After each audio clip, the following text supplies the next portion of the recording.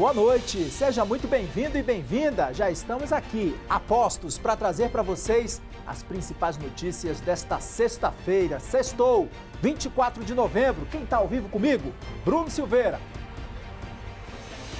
A 37ª edição da Feira do Livro de Brasília vai destacar e evidenciar a literatura feita por mulheres. Tudo isso numa programação especial e o melhor, com 18 mil títulos de livros. A gente volta para mostrar o que tem por aqui. Valeu, Bruno, até já. Aqui a gente mostra para vocês a volta para casa, ao vivo. Imagens das câmeras do DR e da EPCT, Estrada Parque Contorno, com a EPTG, trânsito fluindo bem apesar do grande volume de carros na pista. EPNB, na altura do Pistão Sul, a câmera do DR fez um giro, mas o trânsito por lá tá tranquilo na noite da sexta, hein? Pode diminuir a tela para mim? Épia, na altura do Catetinho, olha só, muitos carros na pista, mas trânsito fluindo, sem registro de acidentes também. Reduz a tela, por favor, para mostrar como é que tá o Eixão Sul, carregadíssimo, mas sem registro de acidentes, trânsito também fluindo. Pode reduzir aqui a tela, porque agora a gente traz outros destaques importantes para você. Dona Vilma Nascimento e a filha Daniele falaram sobre o caso de racismo no aeroporto de Brasília. A porta-bandeiras da Portela, de 85 anos, foi revistada por suspeita de furto. Não tenho necessidade de roubar nada. Um grupo é investigado por extorquir mais de 2 milhões de um casal de idosos. Sabe qual o preço que era cobrado por uma diária de faxina? R$5.000. Depois de 3 horas de buscas, os bombeiros localizaram 2 homens que se perderam na trilha de uma cachoeira em Braslândia. Os casos de dengue no DF assustam. Quase todos os moradores desse condomínio na Ponte Alta do Gama já tiveram a doença. E a arte do grafite para conscientizar sobre a violência contra a mulher. É fundamental que essa luta, que esse combate seja de todos nós. Vem com a gente, já estamos no ar.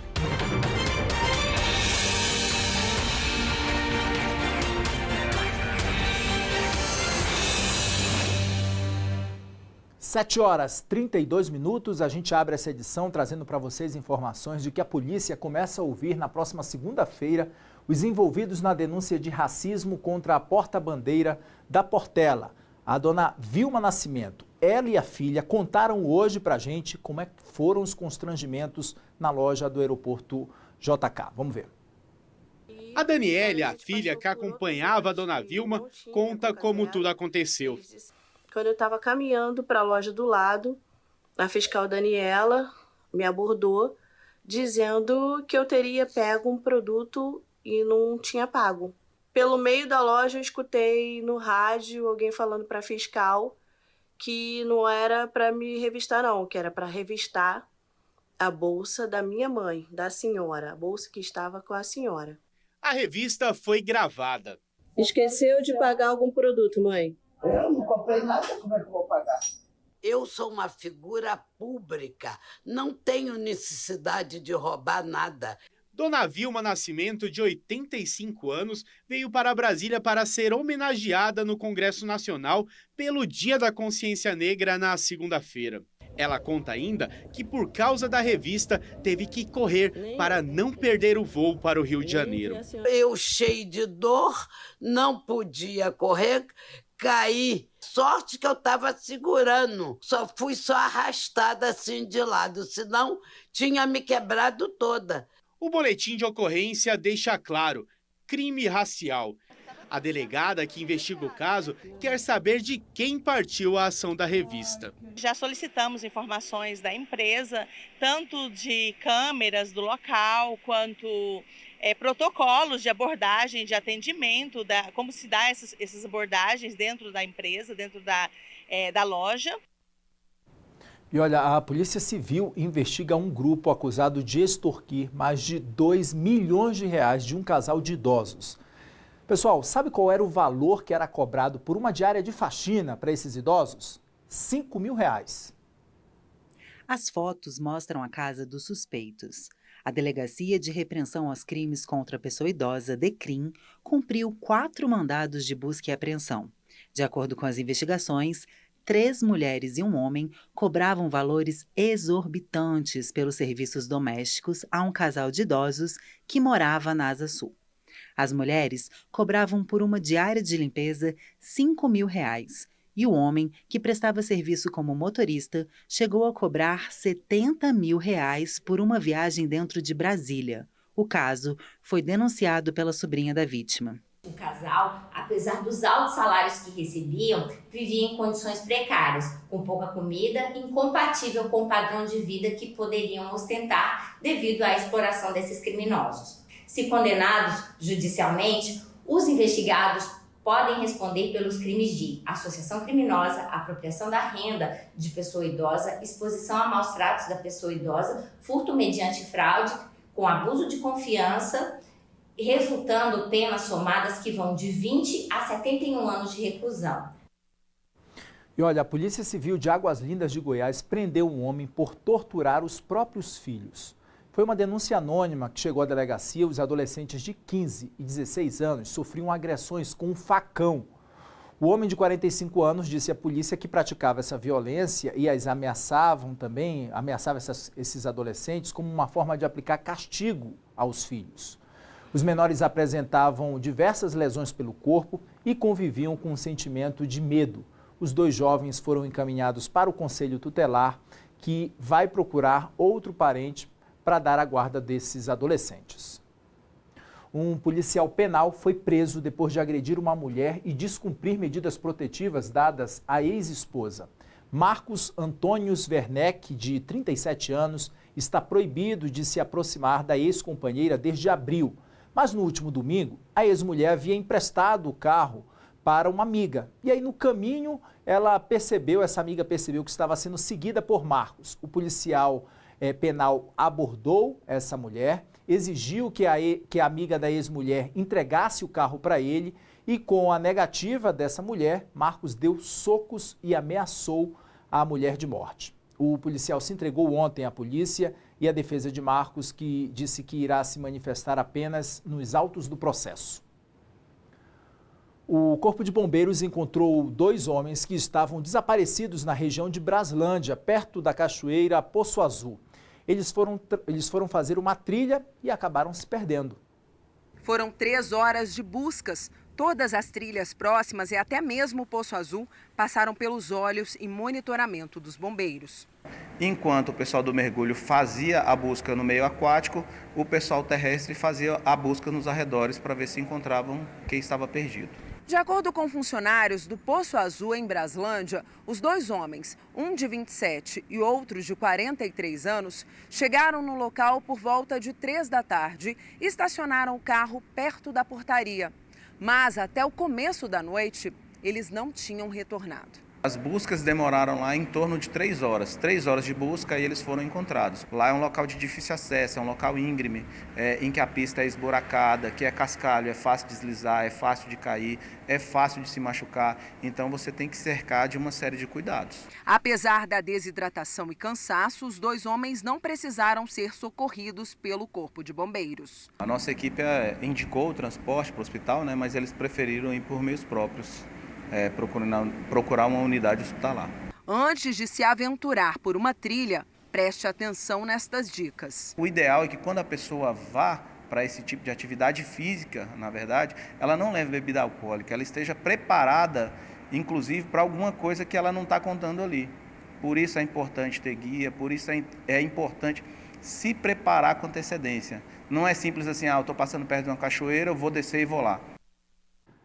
Olha, pessoal, os casos de dengue estão em alta no Distrito Federal. Até a metade deste mês foram 30 mil casos só no Distrito Federal, viu? E teve um condomínio lá na Ponte Alta do Gama em que quase todos os moradores foram infectados. O seu Carlos conhece bem a dengue. O aposentado já foi infectado pelo vírus.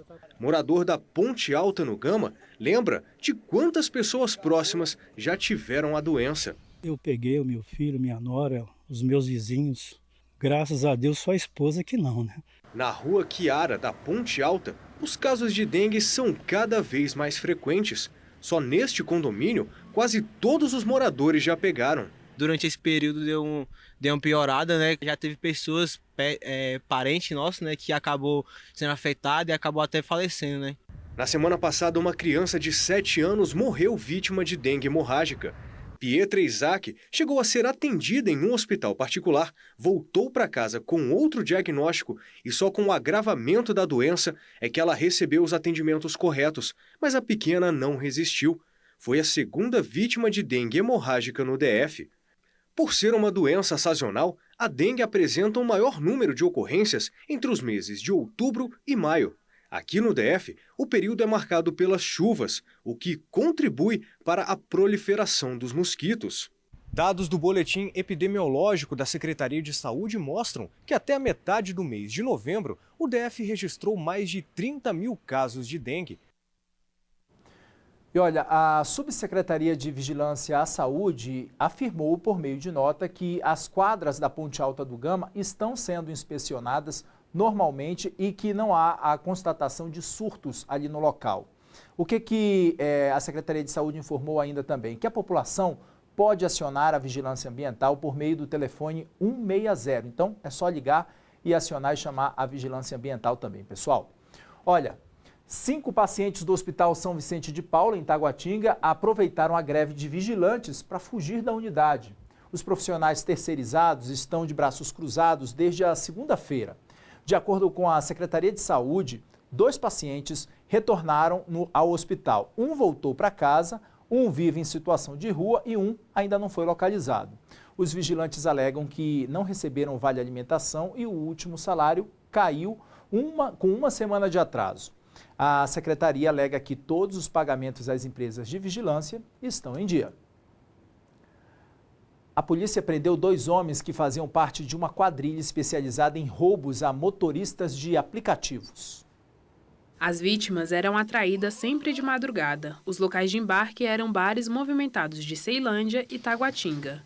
Só quando chegavam para buscar as passageiras, os motoristas percebiam que haviam sido atraídos para uma armadilha. As contas eram criadas em nome de mulheres com dados falsificados e a partir daí eram feitas solicitações de corridas nas saídas de bares, onde os autores, passando-se por passageiros, rendiam os motoristas mediante emprego de arma de fogo, subtraindo seus veículos e seus pertences. Foi a segunda fase da Operação InDrive, que começou na terça-feira, depois do registro de várias ocorrências.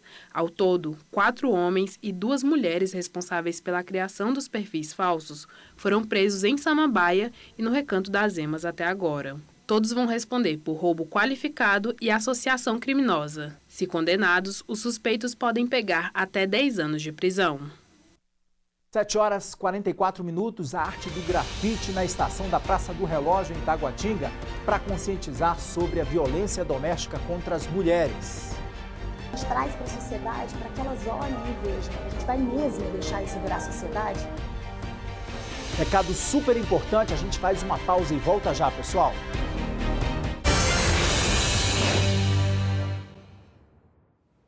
Sete horas 48 minutos, começa hoje a tradicional Feira do Livro de Brasília e nesse ano o foco é dar visibilidade para os livros escritos por mulheres.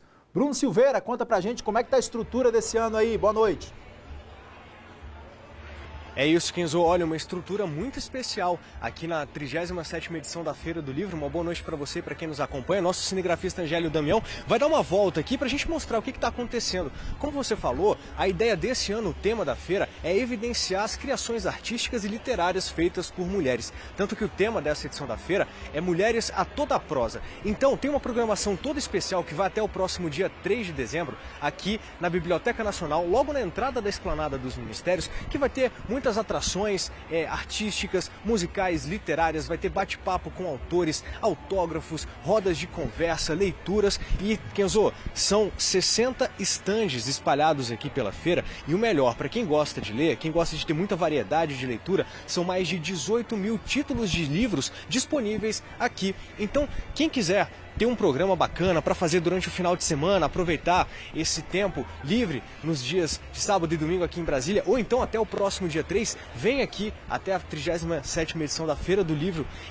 de Brasília, aqui na Biblioteca Nacional, porque tem muita coisa boa que vai acontecer. Como você falou, o evento começou hoje e vai até às 10 horas da noite. Então, os visitantes estão passando aqui, muita gente olha, vê um livro, conhece um autor diferente. Então, quem quiser também conhecer autoras mulheres, as nossas literatas pode vir aqui e acompanhar também. Tem muitos livros, Kenzo, de ficção, livros infantis, livros acadêmicos, como o Angélio está mostrando aqui. Então tem títulos de obras para todos os gostos. A gente vê que o público, ele vem, fica curiando as lojas, então tem muita opção, Kenzo. Uma ótima dica na 37ª Feira do Livro aqui na Biblioteca Nacional. Eu volto com você. Valeu, Bruno. O Bruno que está ali perto da Biblioteca Nacional, ali pertinho também, quem está é a Vitória Mello. Eu sempre confundo o nome das duas. Vitória Mello vai aparecer aqui na tela para gente.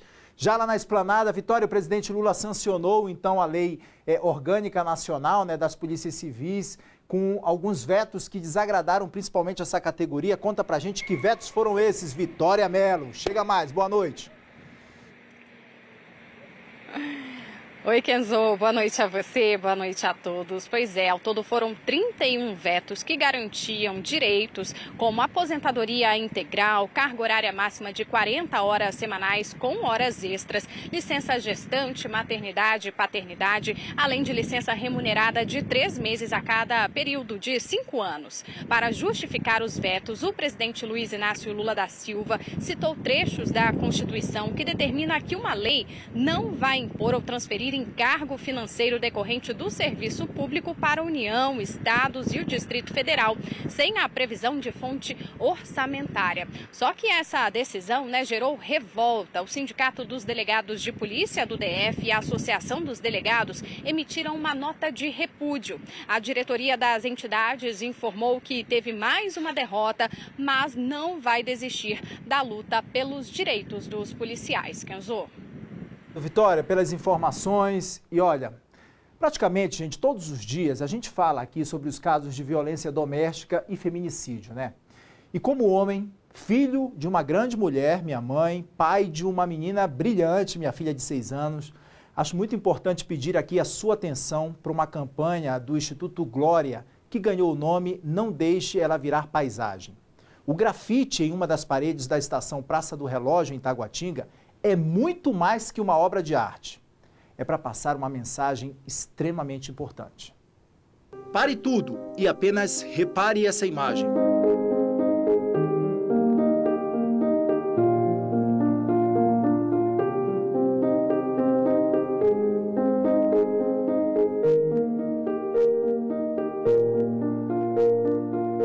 Quantas vezes a gente passa por mulheres, por amigas, por situações em que pessoas estão sofrendo violência e a gente não percebe. Ou por outra, a gente percebe, mas não sabe o que fazer. A transformação dessa mulher é a mudança para obedecer à vontade do agressor. Então começa como nós somos mesmo, ela maquiada, ela com o cabelo, ela com o celular, ela sorrindo. Afinal de contas, ela não pode contar que está passando por violência, porque senão ela pode perder o emprego, ela pode perder a guarda do filho, ou o filho não vai ter o que comer. Então ela precisa sorrir todos os dias, mesmo apanhando dentro de casa. De acordo com os dados da Secretaria de Segurança Pública, este ano já foram registrados 32 feminicídios, um aumento de 88%. Se comparado com os números registrados em todo o ano passado. A gente traz para a sociedade para que elas olhem e vejam. A gente vai mesmo deixar isso virar sociedade? Porque de verdade, eu não sei se os homens que estão aqui, se vocês têm esposa, se vocês têm filha, se vocês têm namorada, mas vocês têm mãe, não tem? E se fosse com a mãe de vocês isso? Então é fundamental que essa luta, que esse combate seja de todos nós. Nós mulheres precisamos unir, mas vocês homens precisam nos ajudar. É um vizinho, é o porteiro, é o síndico do prédio, é o pai, é um primo. Se você está percebendo sinais de que aquela criança, aquela menina, aquela mulher está sofrendo violência, busque ajuda. Se você não sabe o que fazer, procure quem sabe. Então, se você não notou, pare, observe, denuncie.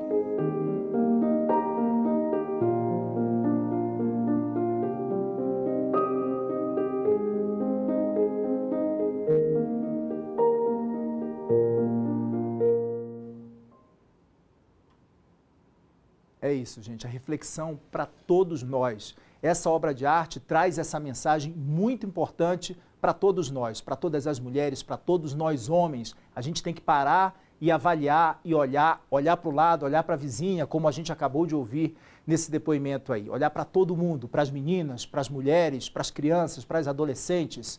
E as denúncias, elas devem ser feitas anonimamente, seja como for se identificando. Telefone 180. A gente fica por aqui. Muitíssimo obrigado pela sua audiência. Uma ótima noite. Até segunda-feira.